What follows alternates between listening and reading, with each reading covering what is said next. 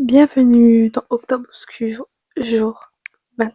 J'espère que vous allez bien. On se retrouve pour une nouvelle vidéo où je vais vous raconter 3 histoires, vraies ou fausses, mais flippantes. Et c'est parti.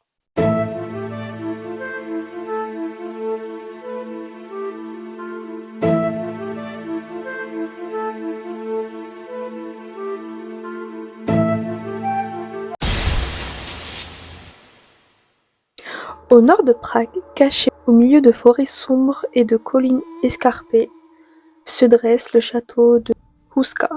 À première vue, il ressemble à n'importe quel château gothique d'Europe centrale, mais il cache un secret effrayant. Il n'a jamais été construit pour habiter ou défendre. Non, son rôle serait bien plus sinistre. Il aurait été construit pour retenir le mal lui-même. Selon les légendes locales, sous le château s'ouvrirait un immense trou béant, profond et noir, que certains appellent la porte de l'enfer. Des histoires racontent que ce gouffre jaillissait des créatures cauchemardesques, des démons, des êtres à la peau noire et des hurlements si puissants qu'il aurait terrorisé les paysans des alentours. Le château aurait été construit non pas pour protéger les habitants mais pour sceller des forces invisibles, les enfermer derrière des murs épais et des tours massives. Les témoignages sont troublants. Des visiteurs racontent que dès qu'on franchit le portail, une atmosphère glaciale et oppressante s'empare de vous. Les pièces semblaient respirer et certains affirment entendre des cris et des gémissements provenant directement du sol, comme si le gouffre lui-même appelait à la libération. Des médiums ont décrit des ombres qui traversaient les cours, disparaissant si vite qu'elles sont apparues, et des mains invisibles qui semblent pousser ou tirer les visiteurs, les faisant tomber au sol.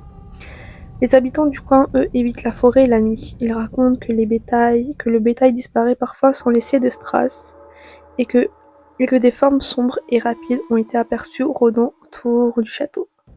Certains disent même avoir senti une présence glaciale et malveillante vivre, même à des centaines de mètres. Malgré ces récits effrayants, le château attire aujourd'hui les curieux et les passionnés du paranormal, mais une fois à l'intérieur, beaucoup repartent rapidement, la peur au ventre, convaincus qu'ils ne sont pas seuls, et que quelque chose dans l'ombre des murs de Houska reste enfermé mais vigilant. Le château de Houska reste ainsi l'un des lieux les plus mystérieux et troublants d'Europe. Un endroit où l'histoire et le paranormal se mêlent, où le mal semble presque palpable, retenu derrière des siècles de pierres gothiques. J'étais en train de garder la maison de mon pote. Ils louaient une partie de leur chambre à l'étage à bas prix aux étudiants du coin. Avant, j'habitais chez eux, et quand j'ai déménagé, je suis allée juste en bas de la rue. Donc j'ai été le contact facile pour les animaux, ou pour garder la maison quand ils partaient en voyage. Inutile de dire que je ne connaissais bien l'endroit et que j'étais super à l'aise pour m'en occuper. Bon, la première nuit où j'étais là, je faisais à manger, j'ai entendu quelque chose tomber dans l'escalier de la chambre à l'étage.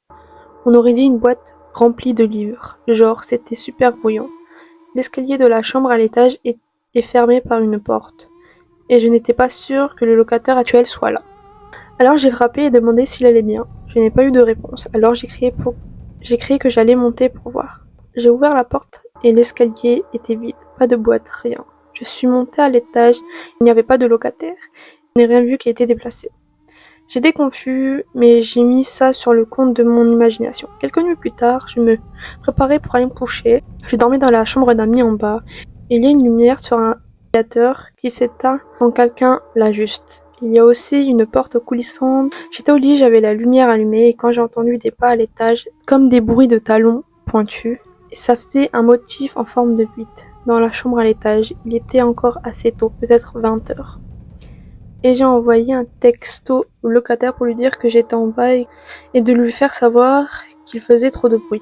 C'était peut-être 1 heure plus tard et j'ai de nouveau entendu les pas. Avant de recevoir une réponse d'elle, elle a dit qu'elle était en train de déménager et qu'elle était en fait partie en voyage pendant 2 semaines.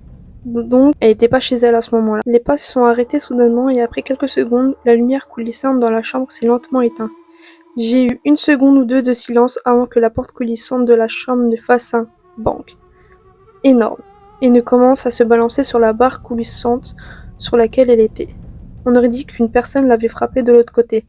Bien sûr, quand j'ai l'ai ouvert, il n'y avait personne. J'ai rassemblé mes affaires et j'ai quitté la maison. J'ai quand même fait toutes les corvées pendant la semaine et je me suis occupée des choses dans la maison, mais je ne suis pas restée dans cette maison après ça. Je n'ai rien eu de bizarre comme ça qui m'est arrivé pendant que je louais à l'étage, mais il y avait notamment une porte de grenier qui aimait s'ouvrir au milieu de la nuit. J'ai toujours pensé que c'était juste une vieille maison, donc des trucs comme ça arrive. Mais après cette expérience, je ne suis plus sûre. J'avais 21 ans et j'avais simplement envie de partir de chez mes parents, de vivre seule et de gagner un peu d'indépendance. Je suis beaucoup croyante. J'ai trouvé un petit studio à louer, une maison ancienne, usée par le temps, avec ses murs épais et son charme d'un autre âge. La maison était divisée en plusieurs appartements. J'ai eu celui du dernier étage, sous les combles. Il était déjà un peu meublé, rien de moderne. J'ai donc voulu me l'approprier et j'ai accroché une croix au-dessus de mon lit, posé ma Bible sur la table de nuit et ajouté ma touche Ikea. Les 2 premières nuits, tout allait bien, quelques craquements dans les poutres, des sons de vie venant des voisins et une chouette dans le jardin, rien d'anormal, je me sentais en paix. Puis à partir de la 3e nuit, quelque chose a changé. Je me suis réveillée sans raison. J'ai regardé mon téléphone, 2h, 3 du matin. Je m'en souviens précisément. Il faisait froid, un froid particulier, comme un courant d'air venu d'une part. En me redressant dans le lit, j'ai vu que la porte du placard était ouverte. Très lentement, comme si quelqu'un l'avait poussée sans bruit. Je l'avais pourtant bien fermée avant de dormir. J'ai allumé ma lampe. Je n'ai rien vu d'étrange dans le placard. Et puis c'est arrivé, 3 coups. Toc, toc, toc, venant du mur. Juste derrière la tête de lit, lent et profond. Comme si quelqu'un tapait depuis l'autre côté. Mon sang s'est glacé. Je me suis levée, je suis restée immobile et j'ai prié. Doucement. Je vous salue Marie. Je n'ai rien ressenti de maléfique, juste une présence, une tension. Les nuits suivantes, cela a continué. Toujours à la même heure, toujours 3 coups, toujours dans le silence. J'ai prié chaque soir, je dormais avec le chapelet dans la main, et pourtant je sentais que quelque chose me frôlait. Un matin, en déplaçant un vieux meuble, j'ai trouvé une petite photo, une vieille photo, en noir et blanc. Une fillette était dessus, debout, devant la maison. Sa robe était ancienne, elle ne souriait pas. Son regard était lourd, comme si elle traversait le temps. Je n'ai pas osé la jeter, j'ai glissé dans ma Bible, à la page du psaume 23. Même si je marchais dans le vallée de l'ombre de la mort, je ne crains aucun mal. Et pourtant, ce soir-là, quelque chose m'a fait peur. En me brossant les dents, j'ai levé les yeux vers le miroir et j'ai vu une silhouette, une enfant, floue, debout derrière moi. J'ai tourné la tête d'un coup, il n'y avait rien. Mais j'avais compris. J'ai quitté l'appartement en pyjama. J'ai dormi ailleurs cette nuit-là et le lendemain, je suis revenue avec une amie pour récupérer mes affaires. Sur le palier, 2 voisines me regardaient sans rien dire. L'une a seulement soufflé, presque désolée. Vous aussi? Je suis allée voir la propriétaire. Je lui ai demandé franchement, il s'est passé quelque chose ici? Elle m'a regardé longuement avant de répondre, je ne peux pas vous en dire plus. J'ai compris qu'il ne servait à rien d'insister, je suis partie avec ma valise, mon chapelet et ma Bible, mais la photo n'était plus à l'intérieur. Aujourd'hui encore, il m'arrive de me réveiller à 2h du matin. Dans mes rêves, je revois la petite fille. Elle ne me parlait pas, elle ne bougeait pas, mais elle me regarde. Et moi je prie, non pas pour qu'elle disparaisse, mais pour qu'elle trouve ce que j'ai trouvé, la paix et la lumière. Il y a seulement quelques semaines, j'ai rêvé de la maison, elle était vide, presque. Toutes les portes étaient ouvertes, sauf une, celle du placard. Et devant, la petite fille, elle ne bougeait pas. Elle me regardait comme si elle voulait que je rentre, ou que je revienne. J'ai tenté de retrouver les anciens propriétaires, de fouiller dans les archives, de chercher un nom, une trace, je n'ai rien trouvé, juste des silences, des zones floues. Il y a des lieux qu'on quitte et d'autres qui nous quittent pas. Alors je prie, je ne cherche plus, parce que certaines réponses ne veulent pas être trouvées.